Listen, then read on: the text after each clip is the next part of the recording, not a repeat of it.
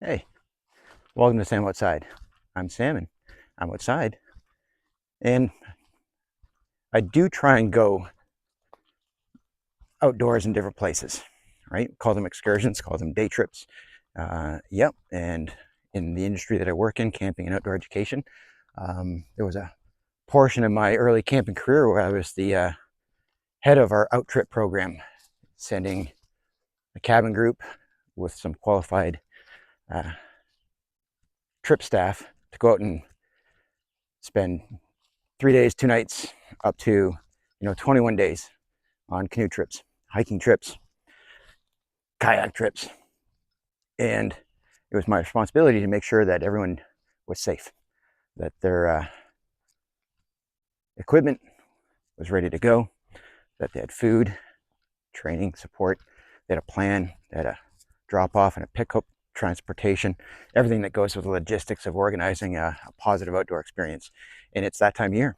Yeah, we're gonna have thousands, millions of people planning outdoor excursions.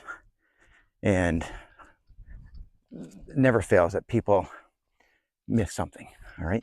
So whether you're going for a day, whether you're going for a weekend, do some research, spend some time, and we are getting so much better prepared as an industry to set people up for success. Um, so you'll often find that there's a packing list, that there are considerations about wildlife, about plant life, things you should do, inclement weather, um, places they recommend, places that might even be off limits for one reason or another, might be protected areas. So whether it's a walking trip, hiking, or whether you're going to be in a campsite, renting a cabin, read the reviews. Yeah, that's why they offer them, and people will share their favorite parts of it, and they might even share some considerations, some shortcomings, whether it's inclement weather or amenities that weren't functioning. Um, it's all good stuff. It's meant to support other, future trippers, right? Other future shares of the amenities, the paths, the trails, and even your local park, right? If you're just walking through a park, if you go to, those agencies and organizations that are responsible for the park, there's probably some community efforts, there's probably some volunteer groups, there's probably other organizations that are associated, affiliated with those places, and they've got information out there about recommendations, about initiatives that might be part of even just a local park. Visit an arboretum, and they'll have lots of information about what people can expect. Right, so it's that time of year. People are venturing outdoors, and people are wanting to experience natural spaces and places. But things can go wrong. It can be as simple as weather. It can be as simple as timing. People get caught. They get lost. They take a wrong turn. Don't know how to read a map, or for one reason or another, they leave the trail and find themselves in unfamiliar ground. We hear stories all the time about hunters getting separated from their group, having to spend a night unprepared. So it's unfortunate, but the majority of the people do it right. But it's those instances where people have great intentions and their plan is thought out, but it all starts with that planning part, right? So not only where you're going and why, let other people know, right? So I often have I work alone sometimes doing tree work, or I'll be in a parking lot ready to meet and greet and guide people on a forest therapy trail, and I'll leave a note in my vehicle. I carry an EpiPen, anaphylactically reacting to stinging insects. So yeah, I carry medications not only for myself but for others as part of being prepared, being responsible. So I'll have more than just what I need, right? And yeah, I've had to use my first aid training more than once for others who are not part of my responsibility, and that's just the way it goes, right?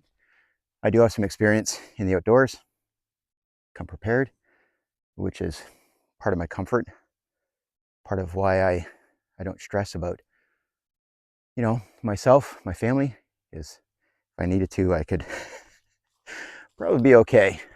Not comfortable, but I'd be okay finding myself overnight.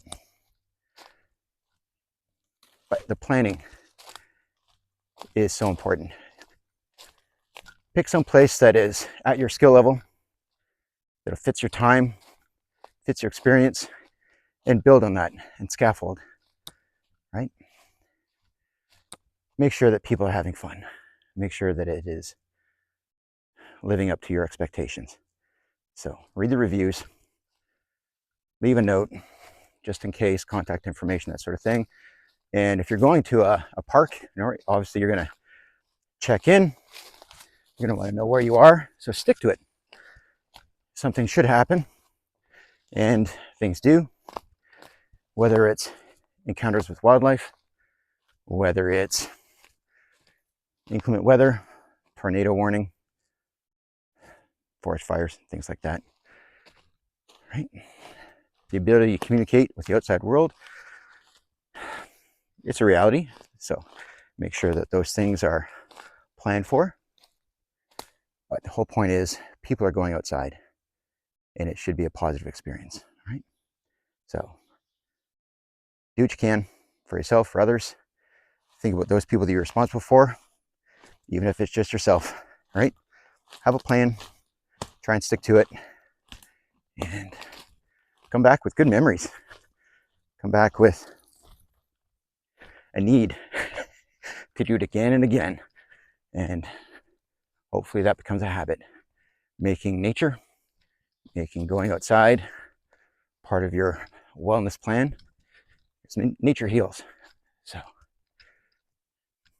things happen. So plan for them, right? So thank you very much for spending time with me outside. I appreciate your time and your support. And if there's something about what it is and how I'm doing it, please connect, leave a comment. Think someplace I've got a website and or email address. So I appreciate you. Talk to you again soon. Thanks. Bye-bye.